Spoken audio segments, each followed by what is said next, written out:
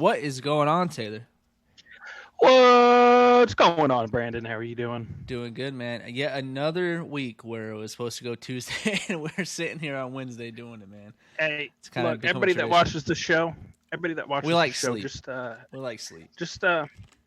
look out for us on Tuesdays and Wednesdays. Yeah. Sometime throughout the week we will be on Hey, at some point. listen, this is an important reminder to make sure you hit that subscription button and turn that bell notification. That way you know when we're live because you can't count on us to apparently Never. meet that 7 o'clock Tuesday Ever. deadline. We were both asleep if you guys want full transparency. We woke up and we were like, yo, we're supposed to do the show.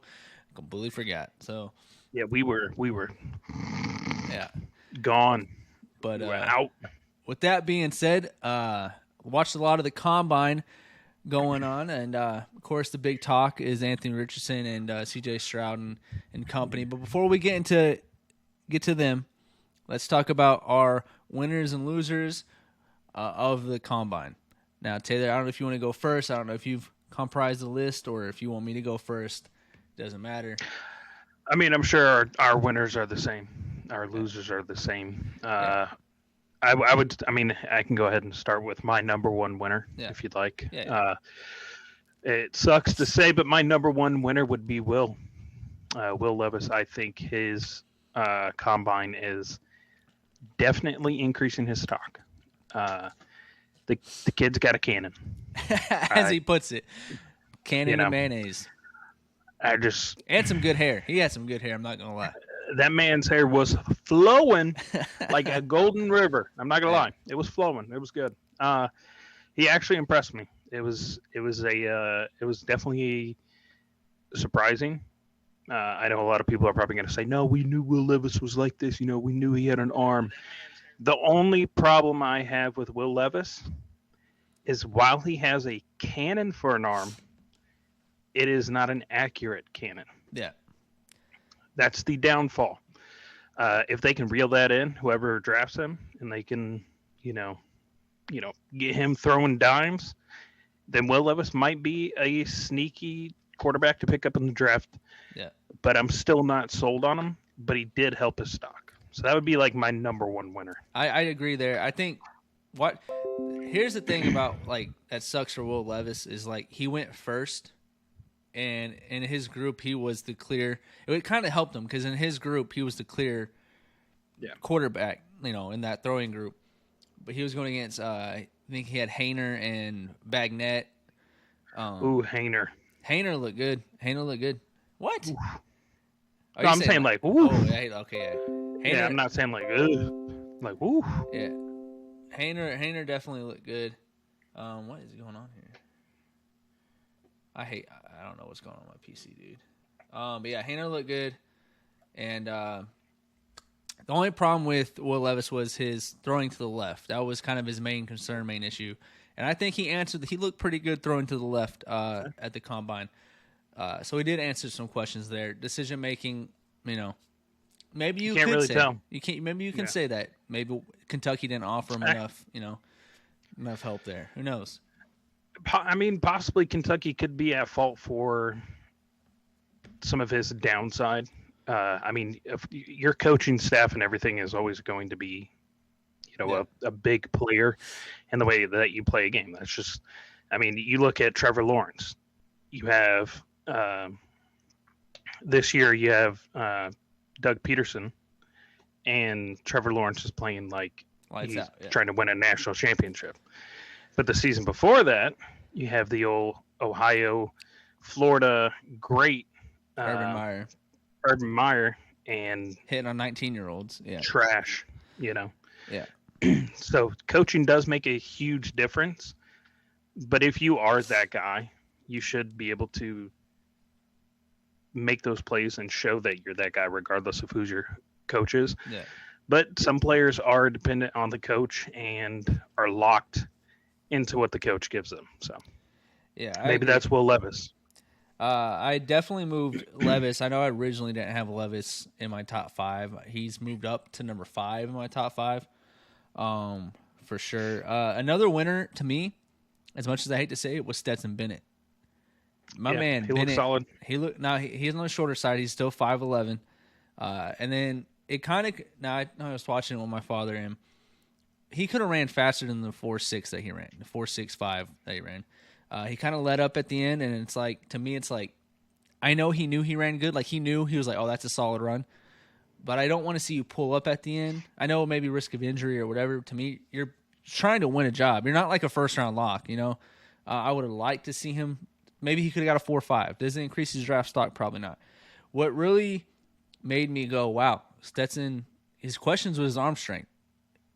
Will Levis threw 59 miles per hour. Stetson Bennett threw 59 miles per hour. His deep balls look good. He was accurate, you know, and he was feeling himself. He's got that kind of I won 2 national championship, you know, cockiness to him. So I think he definitely solidified himself. Before I was like maybe, you know, 5th, 6th round. I think he's going to be a solid, you know, 3rd, 4th round draft pick, and I definitely think he made himself some money. Another person for me is Kalijah Cansey, defensive tackle from Pittsburgh. He's getting a lot of comparisons to your favorite defensive tackle, Aaron Donald, who also comes from Pittsburgh. He's 6 foot, 300 pounds, ran a 4.6, an absolute beast. And I think, you know, that's a lot of weight moving that fast. 4.6, like there's some receivers that did not run 4.6 in this combine. Yeah, and this 300-pound offensive lineman, it can hawk them down. And so, to me, whoever team gets Kalijah Cansey is getting an absolute dog in that D tackle. And maybe the Rams, maybe they're not going to get him in the 2nd round. The Rams just have to trade somehow and get back into the 1st to get him. But I mean, that would be a definite steal. Aaron Donald and Kalijah Cansey next to each other. I mean, that's a dream come true. That would be disgusting. Yeah. If AD sticks around for another year. Yeah, if he sticks around. If not, I mean, running that fast, 6'1" at 281 pounds. I mean, yeah. Come on. That's it. That's insane. 281 pounds moving that fast. Yeah. That's insane. And then the defensive lineman in this draft is stacked. And I'm not going to say this just because I'm a Gator fan, but Gervon Dexter, he came in at 6'6", 310 pounds, and ran an official 4.8. That's another big boy, 300-plus pound big boy running 4.8. So he definitely earned some money there too. Again, potential day 2 for Gervon is probably day 2, day 3, or not day 3. 2nd or 3rd round is probably where he'll go. I don't think he gets to day 3. He'll be 2nd or 3rd round, and whoever gets him will be a steal.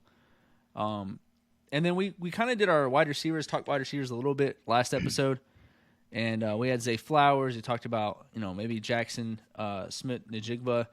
He was kind of like our 3 or 4. To me, that combine, he's another winner, and I think he goes in my first wide receiver slot because he did great in the shuttle drills and stuff like that. That would show a slot. He is a slot receiver, pure slot receiver, just like Justin Jefferson and stuff like that. But I think he showed out and balled out for those. So to me, he earned himself some cash. You were talking about Zay Flowers, right? Yeah. He balled out too. Oh, no, I'm talking about Jackson Smith Njigba, the wide receiver from Ohio State. Zay Flowers did earn himself money too. Another person, I don't know if you want to touch on it. I'll let you know. If there's any maybe receivers or anything like that maybe you think slipped up, maybe hurt himself a little bit in the draft. I have one in mind for losers because that's all I got. All my winners right there. So I don't know if you have any more winners, and then it's up to you. I don't know what you got. I would say, who? Oh my gosh, who was the dude who dropped the pass? Oh man, I can't remember his name. I don't think he was a big name. I cannot remember who it was. It may have been Hyatt. Hyatt dropped a lot of passes, and that's my losers. Yeah. He's one of my losers. There was like I remember watching the draft. I think it was Will Levis throwing, and it was a dime, and the dude just dropped it. Yeah, that was it was Hyatt. perfect, right in the breadbasket. That was Hyatt. That's not the time you want to drop passes. Yeah. Combine is when you want to be on point. You don't want to drop a single pass, and you can't do that. Yeah, and what sucks about Hyatt is he ran a 4.4. Everyone, he's a speed guy. He's quote unquote the best speed guy in the draft, straight burner. Yeah. And we've been, first of all, let's just talk about it. We as an NFL community have been desensitized to 4.4s. He ran a Yes. 4.4, and we were like, "Oh man, that's slow." I'm Yes. like, what? That's the progression that the game is taking. Yeah. Is that a 4.4 is now like meh? I think about it, like Not bad. Scouts are like, "Oh, he ran slower than we thought." If he would have ran a 4.39, then I'm like, "Oh, that's exactly what we had him." But because he ran a 4.4, people are like, "Oh, he's slow." What? I'm like, no, he's still a burner. What concerned me was the drops. He dropped a lot of deep balls, like you said, from Will Levis. He dropped in the gauntlet. He dropped a couple. It just that is something that you can work on, of course. And you know, this could be a nerve thing. You know, it's the combine. There's you know, it's not just fans in the stands watching you. Yeah. Everybody majority of the people in that building are watching you and watching every single detail about you and making a note on you. And it's not like, oh, if I drop this pass, I'll get booed. But, you know, I can go out and 2 plays later, I can make a catch and I'm good to go. It is, I dropped a pass. Every single person in this entire arena just wrote that down on their piece of paper and I just dropped. Yeah. So, you know, that could lead to more drops. That could lead to more mistakes. That could lead to, you know, being shaken up and everything. So I understand that. So it's going to hurt him 100%. You know, he could have been sitting a little bit higher, but right now with those drop passes and the way he performed, it's just not looking good for him. Yeah. I mean, he'll still get drafted for sure, but yeah, to me, it kind of, he was borderline first round pick, and I think that kind of just put him in the second round. Like, I mean, it's still a solid pick in the second round, but if you're trying to make that extra money, he didn't do himself any justice. Ryan in the comment section says someone ran a 4.7. That would be Jalen Brooks from, I think it said Alabama. And then your boy Jaden Hazelwood ran a 4.67. So, I mean, my boy. Yeah, you know, former Oklahoma. No. Yeah, no. No, he did not play for us this past season. Yeah, Jalen Brooks. He played for Arkansas, but he ran a 4.66, and the official for Jalen Brooks is a 4.6. He's slow. Yeah. Marvin Mims, I think he ran a 4.38 or a 4. I got the times up right here.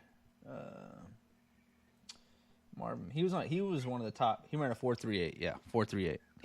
He looked good. He looked good in drills. He definitely looked good. I think we're going to talk about him, but we need to put him in the winners right now. Yeah. And that's the segment we're at right now. No winners and losers. Yeah. So we're going to talk about him a little later, but we need to add him to the winners column right now. Anthony Richardson. Oh, for sure. 100%. I think you and I both have talked about this on air, off air, one-on-one. We both know or knew that Anthony Richardson was going to be one of the better quarterbacks at the combine. And this is not too shocking for us. Yeah, not at all. I would say. His vert was shocking. His vert was definitely shocking. Yeah. I'm not going to lie. That part got me. He set a quarterback record for the vert. Yeah, 40 and a half That part inches. was shocking. But as far as everything else, that's what we know, or that's what we knew he was going to be able to do. Yeah. You know, everybody was like, oh, well, you know, let's pull up these tapes on Anthony. You know, we were talking to this last show. This one guy cherry picks a game against Kentucky. Yeah. It's one game. You know, I can cherry pick and show you a bad game from Tom Brady, Peyton Manning, Drew Brees, Josh Allen, Patrick Mahomes, Joe Burrow, you name it. You can cherry pick a bad game from a really good player. Yeah, you can spin whatever narrative you want at any time. You're like, well, Tom Brady is, you know, crap. Yeah, but you cannot deny you cannot deny what he did at the combine. No. There's not a shadow of a doubt that he is the best quarterback based off of the combine and the players that participated in the combine. He's the best player. Now, Bryce Young did not participate, so we can't say, you know, he outshot Bryce Young because he didn't participate. I don't think CJ participated, if I'm correct. He threw the ball. That's all he did. But CJ did have the best day throwing, and I'm not going to deny that. But the thing, when we get into the AR, well, when you have like the best targets in the entire country to throw to for an entire season, you better better be able to throw well. The thing coming into the combine was everyone knew Anthony Richardson was going to be the athletic freak. Everyone knew CJ Stroud is what he is. He's very accurate. He's pinpoint. He throws with anticipation. There's a reason why he gets compared to Jared Goff. He's got a very nice throwing motion. He's just accurate. And Jared Goff, he is accurate, even though I think he was more accurate than Josh Allen this past season. But really, this is the issue. This is why I put Anthony over CJ. And I know people are gonna be like, "Well, CJ threw it way better than Anthony." Everyone's questions for Anthony was, how is he going to throw? He threw pretty good at the combine. Borderline, his deep ball was the best. His deep ball was better than CJ's. His deep ball was better than Will Levis. I think CJ had a better all-around day throwing, but overall the deep ball was Anthony Richardson.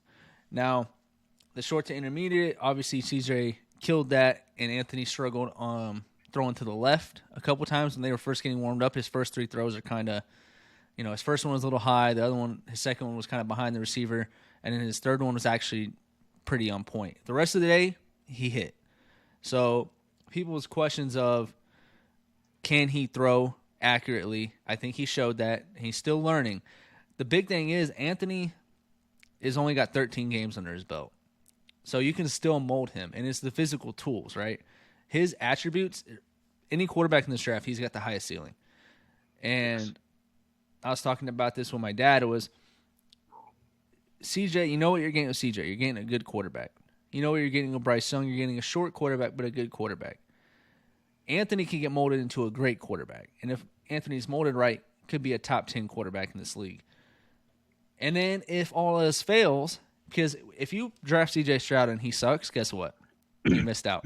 You draft Bryce Young and he sucks, You missed out. If Anthony sucks at quarterback, you can move him to tight end. Everyone was like, about the 40-inch vert doesn't matter about quarterbacks. 40-inch vert doesn't matter. Okay, that's cool. But when 5 years down the road... He proved in college that his vert is essential with the game, that the game is developed. Can't remember what team you guys were playing. He hurdled. Hurdling. Josh Allen does it. It's if you're a running quarterback, you're going to hurdle. But he pump faked, then had two defenders coming at him. That was Utah. I was there. Literally just jumped over the dudes, threw the pass, touchdown. Yeah. I mean, that proves right there that it is essential in this new game of football. It's not your Peyton Manning days anymore. Peyton Manning style quarterbacks are no longer. I mean, they can still be utilized in the right system, but if you have a quarterback like that and he gets pushed out of the pocket, and then you have two defenders rushing him and he's able to see a wide receiver wide open and then just leap over the defensive lineman and then launch a pass. I mean, how are you going to discredit that? Yeah. And I mean, right there for me, that's like, as the guy I want on my team, Yeah. Like, come on. And realistically, every year you get these quarterbacks, right? And there's always like 5 or 6 guys that get talked about. And realistically, 1, maybe 2 hit. They're actual quality players. And last year it was just Justin Fields and Trevor Lawrence. That was it. Or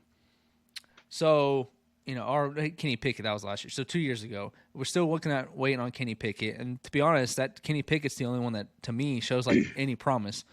But so if you're going to know, if you know these statistics that, look, these guys, we're saying, CJ Stroud's a guarantee, Bryce Young's a guarantee, X, Y, and Z is a guarantee.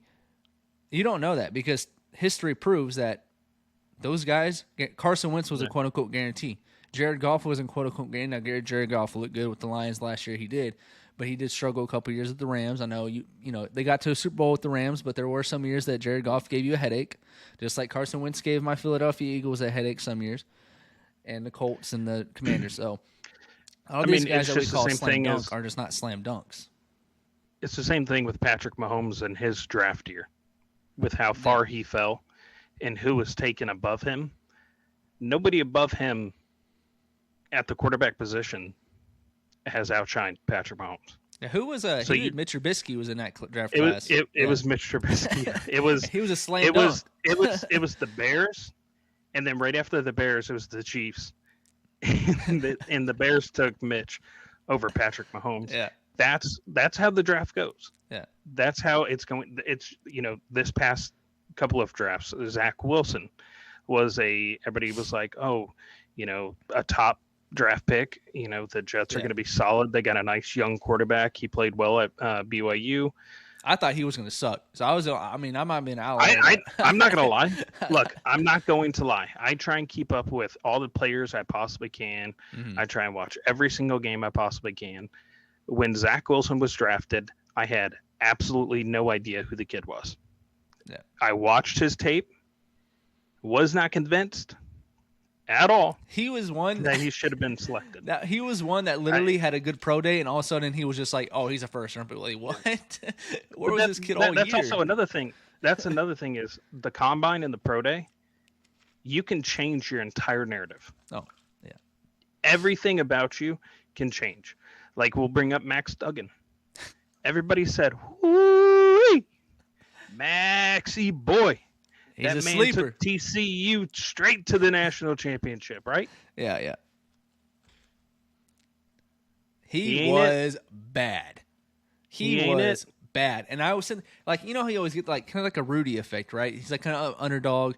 You're like, oh man, he went to TCU, led his team, and he's a really good guy. So you're like, I'm rooting for you. I want to see a nice. He ran great. He ran a 4.5. That's phenomenal. That's the reason why. Yeah.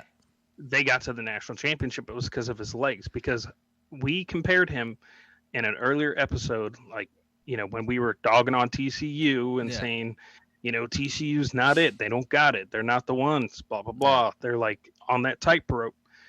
We said he is comparable to Taysom Hill. Yeah. This is Taysom Hill. Yeah. Cannot throw like a franchise quarterback should be able to. But he can run, and he's tough, and he's gritty. But is he a starting quarterback for a franchise? No. No. Will he ever be? No. Because, one, he's slow-ish, in my opinion, compared to all the other quarterbacks. I hear 4.5 isn't too bad. I mean, 4.5 is not bad, but compared to AR and Bryce Young and CJ Stroud, he's slower than them. His throwing capability.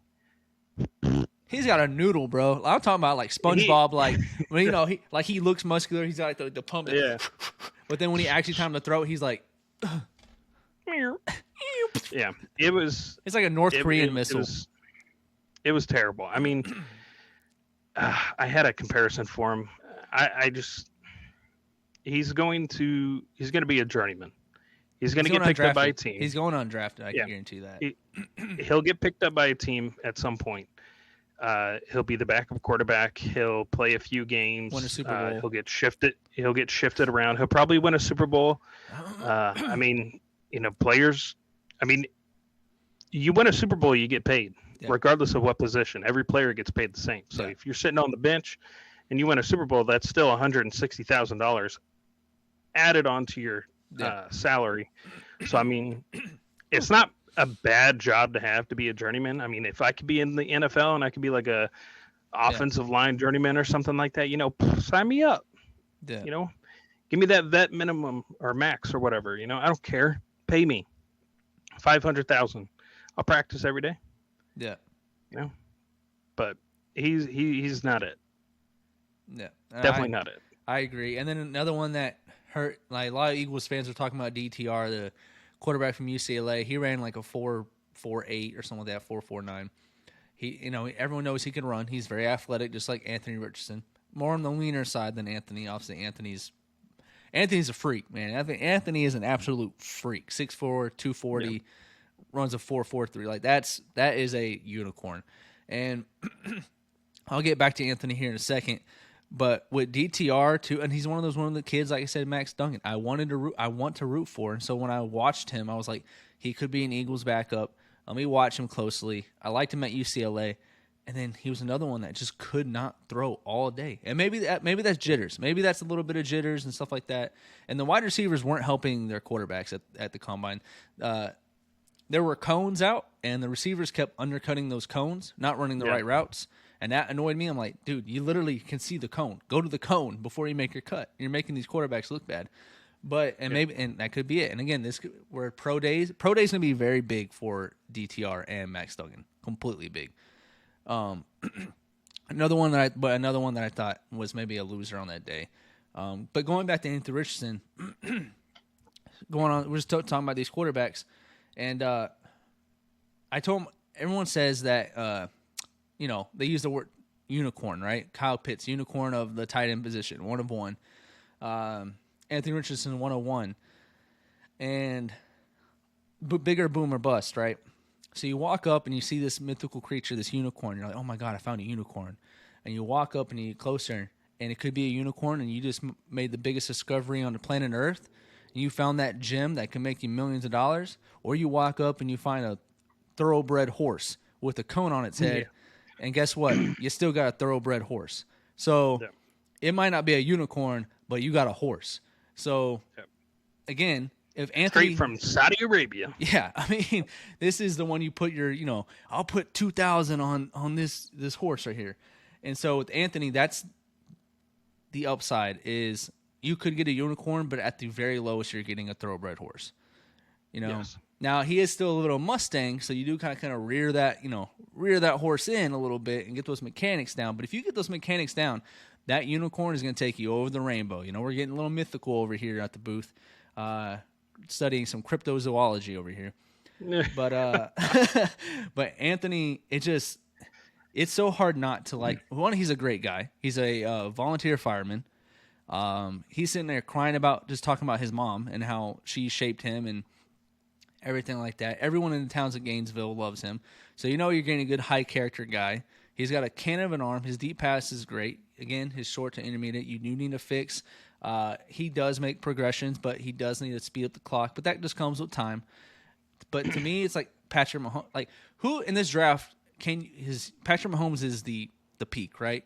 So you got to try to. How do you get close to the peak? Which quarterback in this draft gets you as close as possible to the peak if you can capitalize on their upside? And to me, that's Anthony Richardson, because he has a bigger arm than TJ, but he's just a better overall athlete than both the other two. Anthony Richardson is taller than Derrick Henry.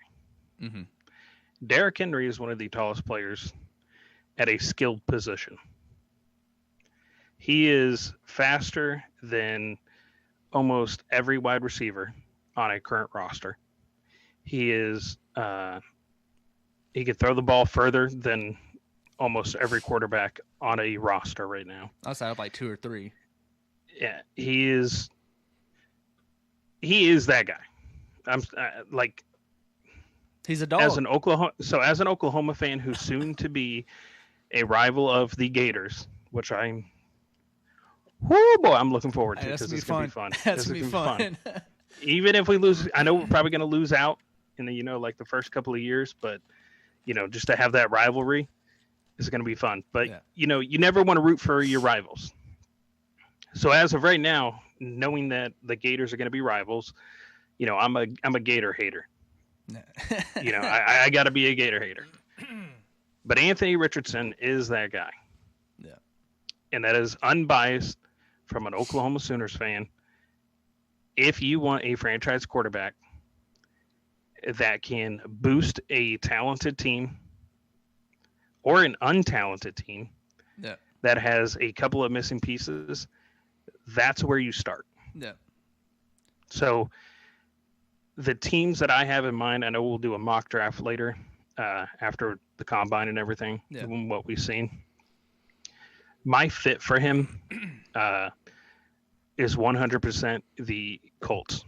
Yeah. I like them or the Panthers. 1,000. Yeah. See, the Panthers, the only issue I have with the Panthers right now is they are in a complete rebuild mode. They gave away the best running back in the league right now. They traded away Baker Mayfield. They have yet to start Matt Corral. They have yet to indicate that they want to start Matt Corral. So that's a wasted pick. Their wide receivers are average at best. They've got some talent, and it's going to formulate in the future, but right now, Yeah. it's just not there. Their offensive line is mediocre, and their defense is above average. But adding Anthony Richardson, it would take way too long for the You wouldn't see upside. the return. Yeah, you wouldn't see Yeah. a return for a couple years. If you put him on the Colts, you have Jonathan Taylor. You have a better offensive line than most teams, in my opinion. You have some decent wide receivers. You have a pretty solid defense. It's not the best defense in the league, but it's a pretty solid defense. They got the injury bug last year, so I hurt them. But You throw Anthony Richardson into that. The mix between Anthony Richardson and Jonathan Taylor alone yeah, automatically sets the Colts up to be a contender. Yeah. In my opinion. and having a coach that's an actual coach mhm. and not some dude that they just pulled out of the bar that played for the Colts for like 15 years is going to elevate them even further now. You know, they have time to get the coach established. Hey, look, here's our playbook. Now you know what plays we got. He's going to be able to get to know his players. Yeah, He's going to be able to. Steichen ran the same plays with a similar player in Jalen Hurts, so it's not like No. It's the best fit in my opinion. So with that, I think that I don't know what the Colts would have to give up to get the first pick if they want to 100% get the Anthony Richardson, because I know they're sitting at 4. they could get him at 4. I believe they could get him at 4, but with what Anthony Richardson has shown, another team that he would be a perfect fit for would be the Houston Texans. Yeah. Fantastic offensive line. Dameon Pierce, A fantastic running back who is young. who also went to Florida. And they he- played together. So Yeah. And you have a unproven, because he hasn't played because he was going through chemo and everything, wide receiver in John Mechie. You have a pretty weak defense. It needs some beefing up. But with what they have this past season, they took the Cowboys to the brink. They took top teams to the brink with what they had with Davis Mills, who is a Dollar General Eli Manning. yeah, You plug in Anthony Richardson into the Houston Texans, contenders, Now- straight up. I like your Texans thing. Obviously, I agree with the Colts. I'll speak on the Texans right here. If they draft Anthony Richardson with the second pick, they still have pick number 12. And you talked about that defense, and this came up, is Jalen Carter, number 1 defensive lineman in the draft, by far. He's a phenomenal athlete, but he did have some legal issues happen before the combine, which could hurt his stock and make him slide a little bit. We've seen that in the past. At pick 12, if he slides to 12, they get Anthony Richardson and Jalen Carter. They won the draft. That's it. Texans won the draft. 100%. Because in the second round, they still have a second-round pick. That's the top 10 pick in the second round. They can go and get Josh Downs or a Jalen Hyatt to help with the receiving core. And then after that, you just butter up that defense. Texans will be sitting pretty. So I do like that. And out of nowhere, Texans are now contenders. Yeah. That's how quick the game can change. I mean, They won't be there. I don't want to say their first year because Anthony does have some growing Yeah. to do. And if he gets thrown in there early, which with the Texans he might be, kind of learn on the fly kind of thing, you might see that second year, maybe third year, it'll be more contenders. But you'll that's where Yeah. that's where Damian Pierce will come in heavy. Yeah. So if they get Anthony Richardson, Damian Pierce is going to be the one who carries the most weight, because you're going to have your young new quarterback Anthony Richardson plus your young wide receiver who's unproven because he didn't play his first year, so he's out an entire season. Yeah. You know, hasn't played in the NFL, hasn't played college ball, nothing for an entire year. They're going to have some mistakes. You know, there's going to be miscommunication. There's going to be routes that are ran that shouldn't have been ran. There's going to be balls thrown where balls shouldn't have been thrown. So it's going to be a Dameon Pierce show. Dameon Pierce ain't one to shy away from because that man can run the ball. He'll run you over. And with that offensive line that they have, there are too many holes that open up for them not to succeed. Yeah. Because if Anthony Richardson cannot get a connection going with his wide receivers, his tight ends, with the holes that open up, he can make those plays. Yeah, just run a speed option. He can get you. Yeah, he can get you that first option. down. Yeah, he can. When a play crumbles, he can get you that first down. He can get you close to the first down. He can pick up whatever you need him to pick up. Yeah, that's where that threat comes into play. But it's the same thing with the Colts. Jonathan Taylor would be the guy who's taking the brunt of the plays throughout the season because he's the one that's solidified. The wide receivers for the Colts to me are all like they're average. They're wide receiver threes on every team. Every other team. I say Michael Pittman could be a wide receiver too, but that's kind of they're I'm lacking. Not a fan. They're lacking speed. The Colts are lacking speed at wide receiver. That's why I like in round 2, I would like for them to get Jalen Hyatt or one of these faster receivers.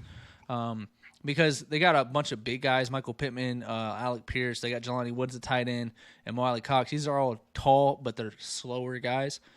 If you want to utilize Anthony Richardson and his giant arm, you got to have some burners. You got to have that, like just what Pat Mahomes had with Tyreek Hill and Markel Hardman and Kadarius Toney this past offseason. You got to have some absolute burners because with Anthony, you're gonna want to go deep because he has the arm talent. You're wasting it if you're just doing dink and dunks. So you don't want to turn somebody that has the athletic ability and the arm strength of Anthony Richardson into a Tom Brady-esque player who is a just check down player. Tom Brady was the check down king. It worked for him.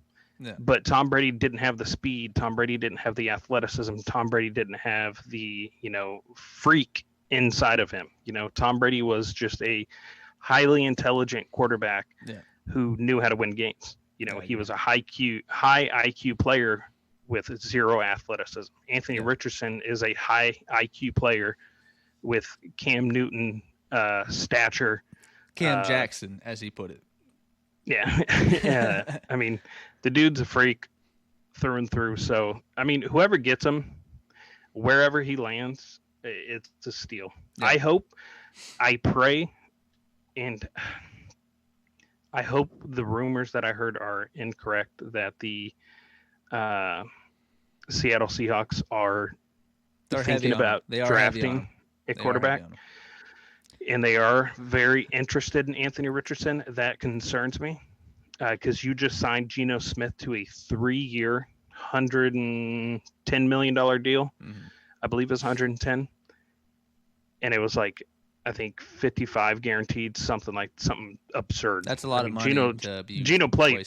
Geno played well. He deserved a contract. But you don't sign somebody to a 3-year contract and then draft a player like Anthony Richardson. But the counterpoint, I mean, they could always do the Green Bay Packers Jordan Love thing where they make Anthony sit for 3 years. This is different. This is different. Look, Jordan Love is a fantastic player, and when he gets his chance, he will shine. But this is completely different. He's not the athlete Anthony is. Yes.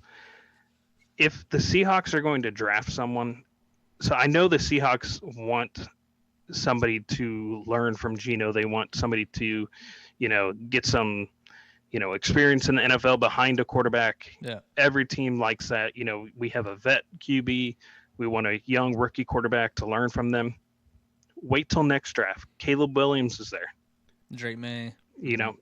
There's plenty of quarterbacks that are going to be. Bo Nix is going to be there. There's plenty of quarterbacks that are going to be in that draft this upcoming year that they could easily snag. Yeah. Don't waste it on Anthony Richardson and have him sit for 3 years minimum. Yeah. Because 100 and something million. You gotta pay that. He's playing. Yeah, he's playing. He's playing. He's playing 3 years. There's no, you're benched second year, but you're still getting your money. That ain't happening. The Seahawks aren't going to roll like that. So I don't know. And they're calling it a short-term deal. 3 years, that's a long time. Yeah. 3 years is a long time in the NFL. 6 years is a long, or 3 years is a long deal in my eyes. 1 year, 1 to 2 years is short term. Yeah. I don't know. I don't see it. I know the Colts are before Seattle, so I hope they take them. Oh, I hope the they Colts don't will do. take them. If not, they take C.J. Yeah. Stroud. But I think if they go with anybody, the Seahawks, they might go Will Levis. But I think the Raiders might take Will Levis. To be honest, the reason why I say that is because Mark Davis, the owner, he's just like his dad, who loved big time arms at quarterback. Like that was his main attribute, and that's what Will Levis obviously has.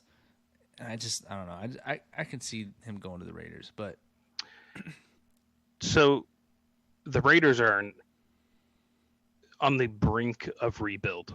Yeah. In my opinion. They went out and they got Adams, arguably the best wide receiver in the league. They got Darren Waller. When he has, to be honest, I think they're a quarterback away. They're a quarterback away. Yeah, they're a quarterback away, and they are a quarterback away from a complete rebuild. If that makes sense. If they screw up this next quarterback, then yeah, they're going to rebuild. They're on that edge where if they get the quarterback that they need that can right out of the gate come in and start balling out, they're good to go. Mm-hmm. They get a quarterback that fumbles in his second year, Adams is gone. Guaranteed. Yeah. Guaranteed if whatever happens this upcoming season, if it does not play out the way that Adams wants it to play out. Adams wants to win. Yeah, Adams wants to win. He is. Waller could leave. Crosby could leave. I mean, it just depends on how their next probably 2 seasons go with the Raiders. Yeah, so I could see Will Levis going there. I mean, they like quarterbacks who can get you 7 wins, and that's about it. And it's not a bad team to go to as a rookie quarterback, though. I mean, say you got Devontae Adams, Hunter Renfrow, and Waller, and Josh Jacobs, like that's. I mean, it's a good place to land, but it's also a bad place to land. Oh, they ruined quarterbacks. Because you're going to be put on a pedestal. Yeah. If you go to who's somebody who has absolutely nobody, let's go with there wasn't really like a terrible team that had nobody. So let's say you go to a team that has like no wide receivers. Panthers. Okay, we'll go Panthers. You're not going to be expected to, win offensive rookie of the year. That's not expected of you. But if you have a player like Devontae Adams, you better show out. You better be able to make some connections and set some rookie records. Yeah.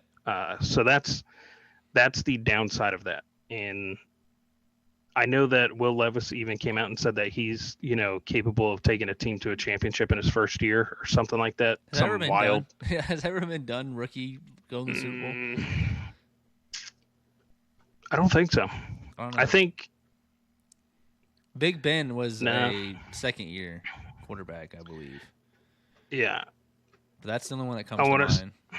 Maybe Dan Marino? I think wasn't Aaron Rodgers' first Super Bowl? It wasn't his rookie year, but it was his first season starting, wasn't it?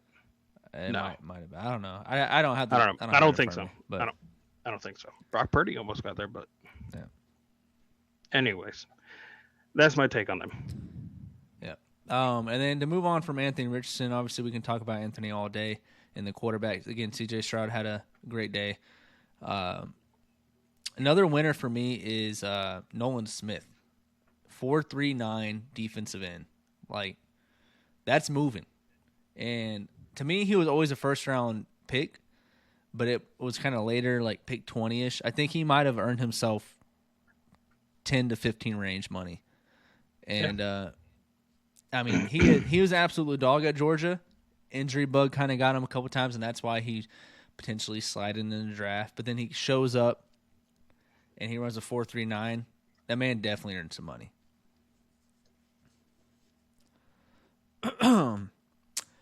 There's a player I want to bring up real quick.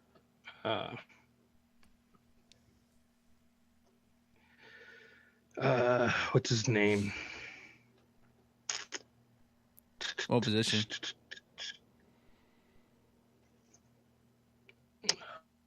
He just tore his ACL in the combine. Oh, the offensive lineman from USC. Put up like 36 on the bench after tearing his ACL. Yes. Yeah. That right there. So an injury like that, coming into the combine, you injure yourself, you tear your ACL.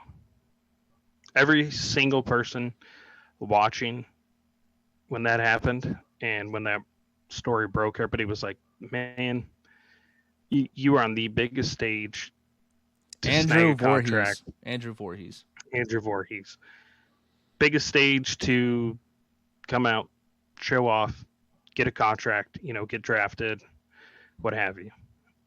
Most of the time when something like that happens, you're immediately like, that sucks. I mean, that could be career ending.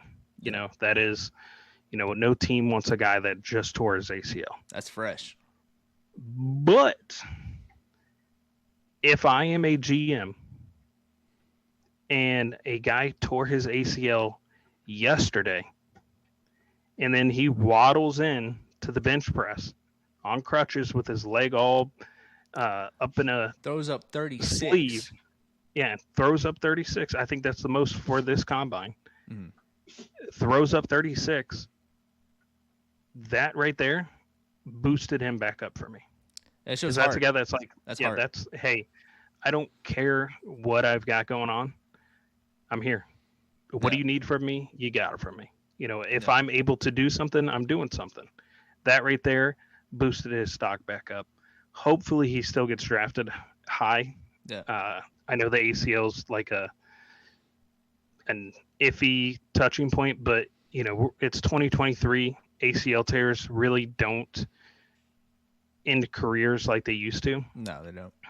I think right around when Adrian Peterson tore his ACL is when like the ACL tear wasn't as much of a concern anymore because he came back and his next season back was insane.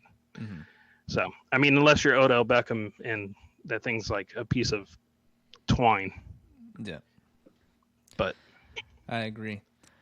I just wanted to shout him out. Throwing up 36 after tearing your ACL. Yeah, no, for sure. Now, before we move on to our next kind of topic, guys, I want to remind you, if you're watching from home or listening at Spotify, make sure you hit that subscription button and that bell notification for whenever we go live. And make sure you follow us on Spotify as well. We try to go live every Tuesday, and if we're a slump and we're asleep, we'll go live on Wednesday like we are today. So we do apologize. But thank you guys for hanging out with us. We're going to get ready to talk about some other action like Lamar Jackson, Derek Carr, and stuff. So thank you guys for staying with us, and we'll do the mock draft at the end, post-combine mock draft, to give our updated mock draft. All right. Who you want to talk? We want to talk about Lamar Jackson first? Let's do Lamar. That's an interesting one after what came out today. Yeah. So we got the franchise tag placed on him, non-exclusive. Yeah. Non-exclusive franchise tag placed on him, and almost right after that was placed on him, it came out that teams are not interested. Yeah. Which. Especially the Falcons. I saw the Falcons weren't interested, and I'm like, you guys have Kyle Pitts, you have Drake London, you guys are like, you have decent running backs, but you can pick up a good running back. You have a solid offensive line. You're literally just a quarterback away from being like legit contenders, and Lamar Jackson would put you into that. And it's a weak NFC right now. You look at the NFC, it's really just the Eagles that are kind of butting there. The Vikings are always solid every year, but with Kirk Cousins not being good in prime time, I always kind of count them out. But if the Atlanta Falcons got Lamar Jackson, that's a squad. That's a squad right there. And the fact that they came out and said they were out. And listen, Lamar is only 26. He's off an MVP. But I will say that the Ravens, super smart.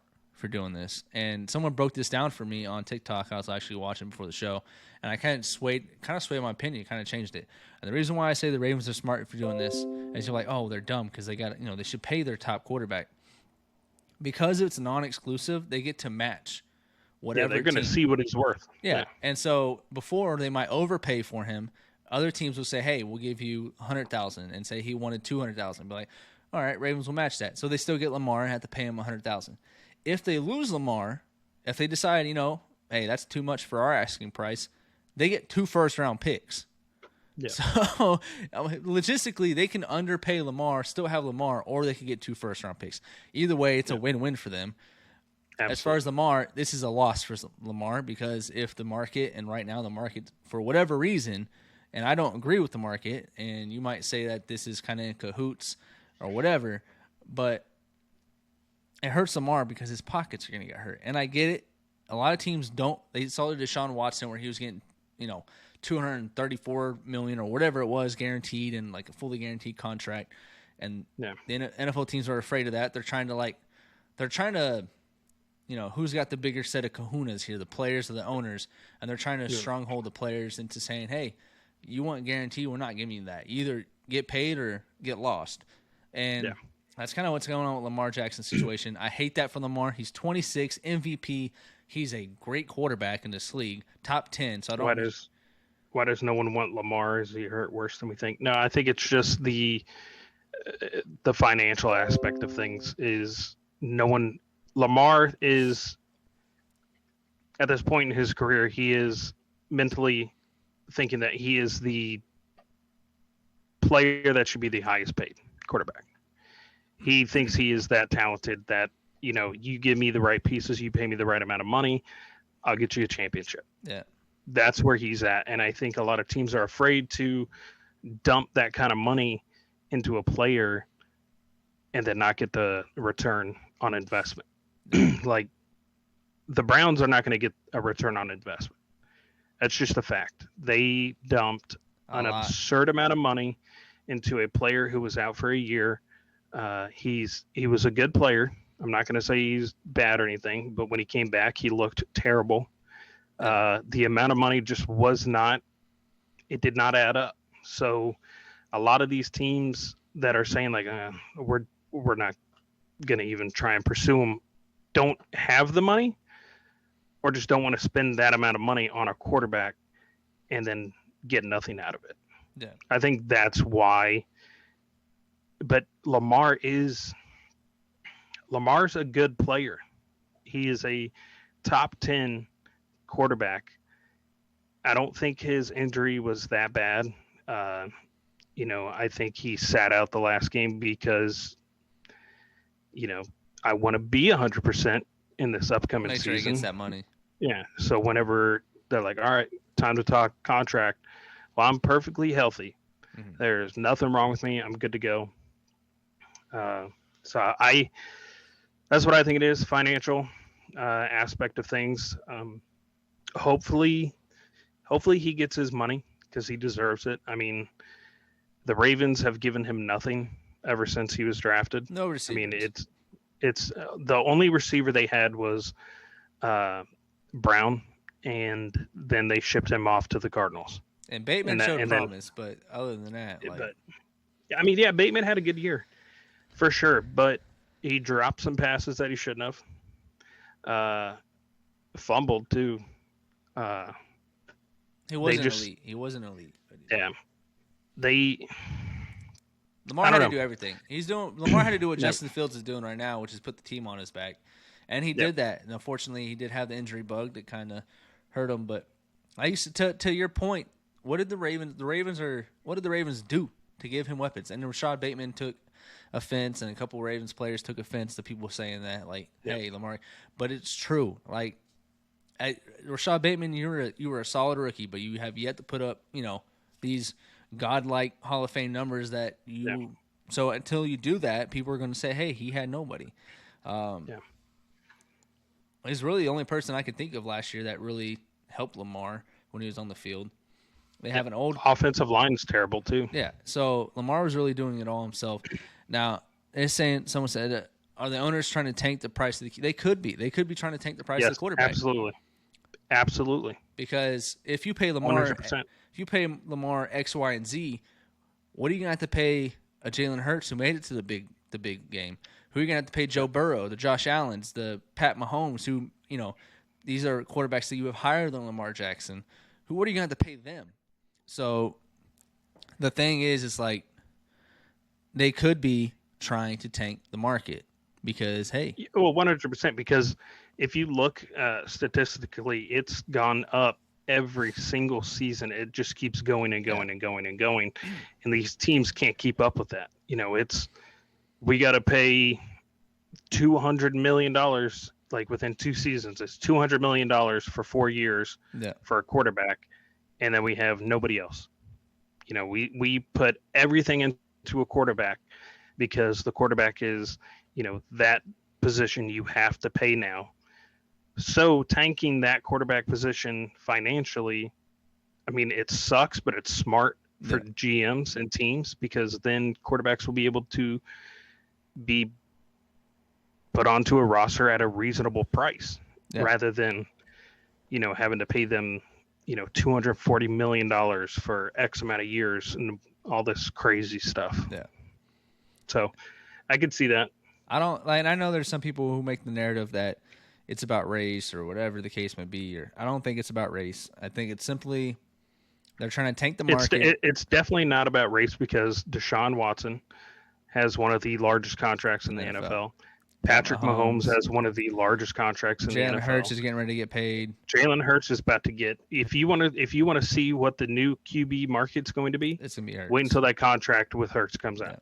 Just wait. Guarantee you, the Eagles are about to pay Jalen Hurts. Guaranteed. That's why the Eagles aren't signing Chauncey Gardner-Johnson and Javon Hargrave and James Brett because they know they have to pay number one. Lamar, it's just to me again, it's just crazy that no team wants to take the chance on Lamar at this point. There was like 5 or 6 teams that publicly came out and said, "We're not touching Lamar." Yeah, like immediately. Yeah, and it was like the Panthers were one, the Colts were one, the Falcons are one. These are quarterback needy teams, and I think maybe they're like, hey, we can get that kind of guy. Maybe they're all pinpointing Anthony Richardson. Maybe they're saying we can get Lamar Jackson, but bigger, on a rookie deal, and that's a.k.a. Anthony Richardson. Maybe that's what they're banking on, but not all 3 teams can get Anthony Richardson. So someone's got to take the bait and get Lamar. And if I'm a team, a fan of a team, GM of a team, owner of a team, whatever, and I can get Lamar Jackson and make my team instantly better, I'm taking it. Like, imagine Lamar Jackson on the Jets. You got Garrett Wilson, Elijah Moore, you got Breece Hall, you got C.J. Uzomah. That's scary. That's the Jets right now. In my opinion, that's the team that everybody should be watching right now. Yeah, especially at the quarterback position, because now there's talks of Aaron Rodgers was communicating with the Jets, and the Packers granted him, access to the Jets to talk whatever they want to talk. I think that's a stupid move, in my opinion. I think we talked about this last time. Is he's on the verge of dipping out. Yeah. So that would be we gotta win a Super Bowl this season. Now, if the Jets get AR, Aaron Rodgers, they are probably the favorites to win the East, maybe up there with the Bills, instantly better than the Patriots and the Dolphins, and absolutely. But that's the thing is, they have to make it happen that year, and if they don't, AR could be like, all right, I'm out. I'm done. I don't want to play anymore. It won't hurt them because if he does only play 1 year, next year they could go ahead and draft. They can trade up and get Caleb Williams or Drake May. True, but if you are the Jets, are you going to be willing to pay what AR wants to be paid? Because the man does not take pay cuts. No, he doesn't. That's why they lost Devontae Adams. The man will not take a pay cut. The man will get what he wants or he's gone. Yeah. Straight up. The man will get paid the money that he wants or he's gone. Yeah. I think Lamar to the Jets is the best possible scenario for Lamar and the Jets. Yeah. undeniable potential. I mean, they would go from being laughing stocks because the Jets have been laughed at for season after season after season after season after season. Now they've got some players. They got some dogs. They got some dogs. Now they've got some young talent. They've got a coach that seems like he's pretty solid. Yeah. They just need a quarterback, and they need a quarterback that's going to be there for a while. Lamar's that guy. It's 26. AR's not that guy. 26. So I would take the chance if I'm the Jets on Lamar Jackson. I would too. Absolutely.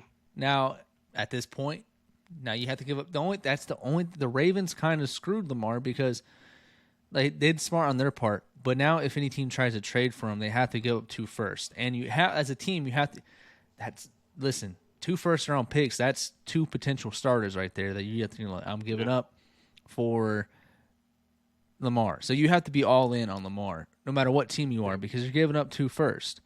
But that's why the Jets make sense, because they're one of the youngest teams. Yeah. So they're pretty solid as far as talent goes and how old their roster is.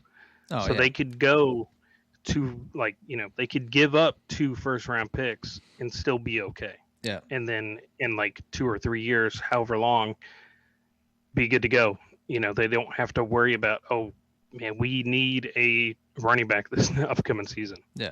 You're good on running back. Oh, man, we need a wide. No, you're good on wide receiver. Yeah. Oh, we need a solid defense. No, you have a good defense. Oh, we need an offensive line. No, your offensive line is good. Yeah. You need a quarterback. That's it. So 2 first-round picks. It's worth it. For Lamar, it's worth it. The Jets would instantly become them. Yeah. That would be them. The Jets would be a good team, and they would be somebody that, when you see them on the when you see them on the schedule, you're like, ooh, yeah, that might be a loss. And I know the Falcons. I just want to circle back. I know the Falcons said they're out on Lamar, but if I would say the Jets are the best AFC fit for him, but if he gets to choose the Jets or the Falcons, I'm not gonna lie. Even though the Jets have the better overall roster, look at who you're playing to get to the Super Bowl: Pat Mahomes, Josh Allen, Joe Burrow. I would prefer to go to the NFC. And again, to me, the Falcons just make sense for Lamar. The Falcons have talent, and I think they're all in on Ritter. Listen, you can. I guess if it's either Ritter or they're going Caleb Williams, again, they're going to be in that quarterback situation. But why waste your young talent you have now? Kyle Pitts, who's right now being wasted because he's just another offensive lineman. Yeah, at this point, you're taking a receiving tight end and just making him block the entire game. You got Drake London. You have a solid foundation. If you give him Lamar, who in the NFC? Again, you got Jalen Hurts and maybe Kirk Cousins. Danny Dimes got a big-time contract, but he's not that guy. You got Dak Prescott, doesn't show up in big games. And that's it. That's it. So if Lamar Jackson goes to the NFC, the Falcons, because I would say that's it because Purdy right now is hurt and might not play this upcoming season.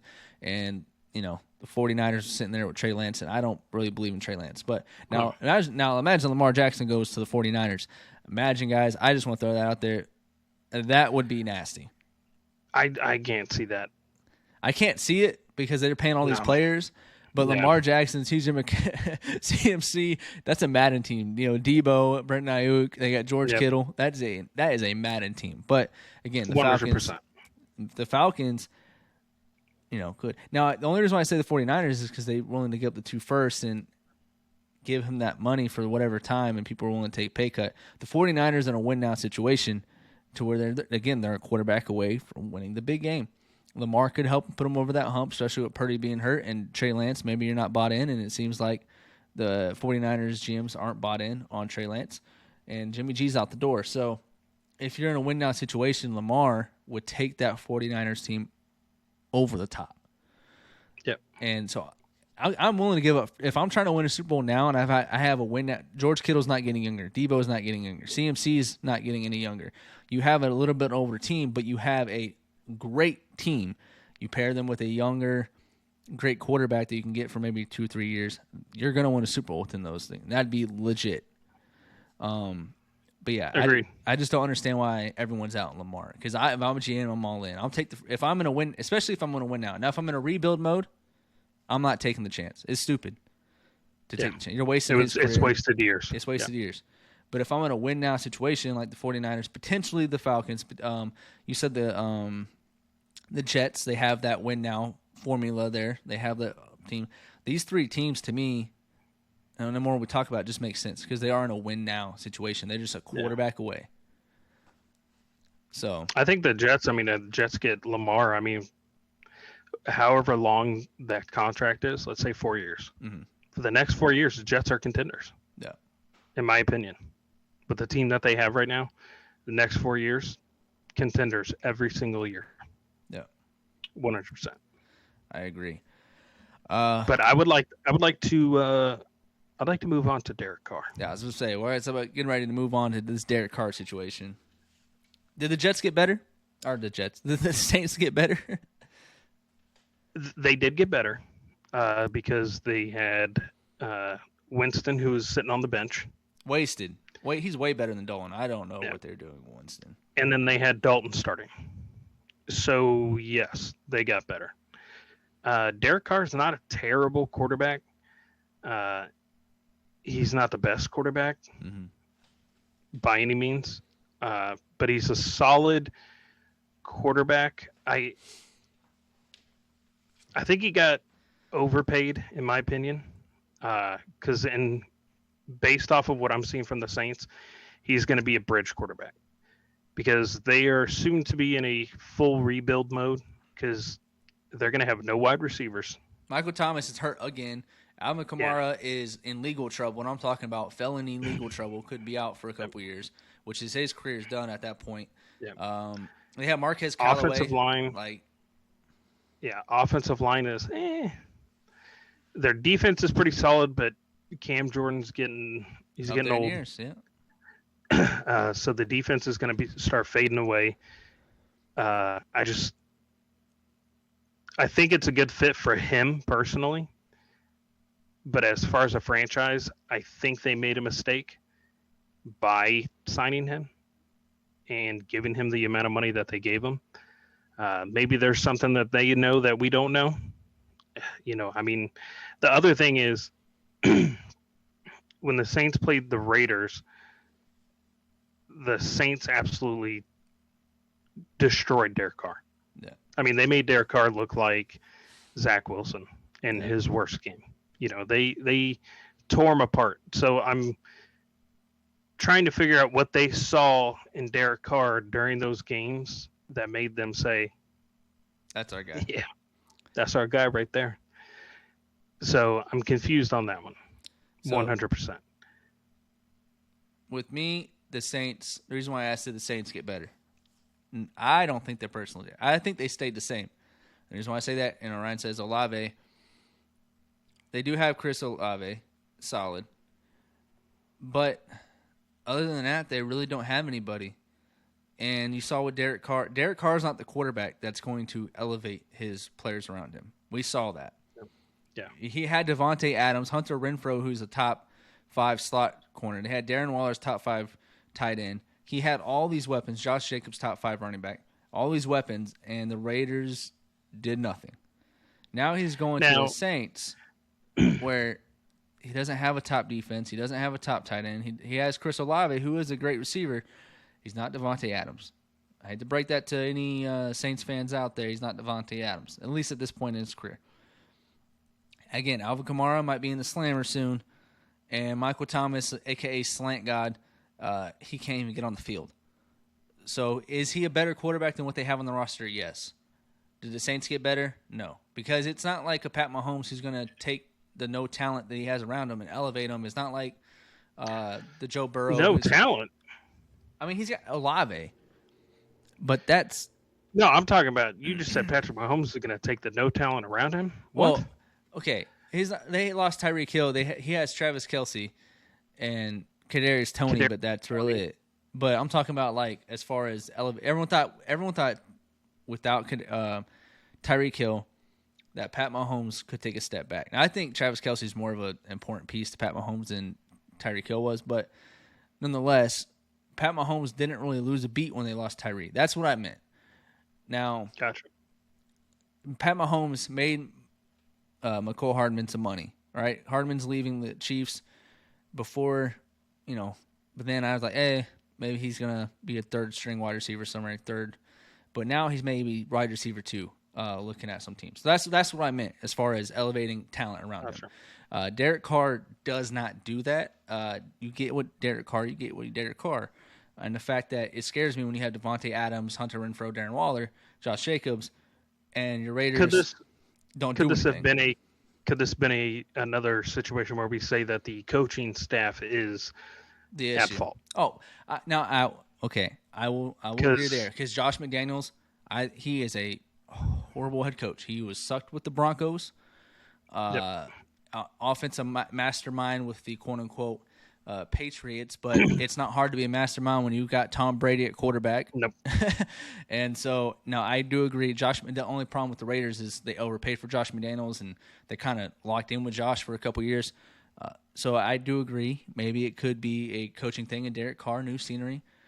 I just don't know. You got to look at who.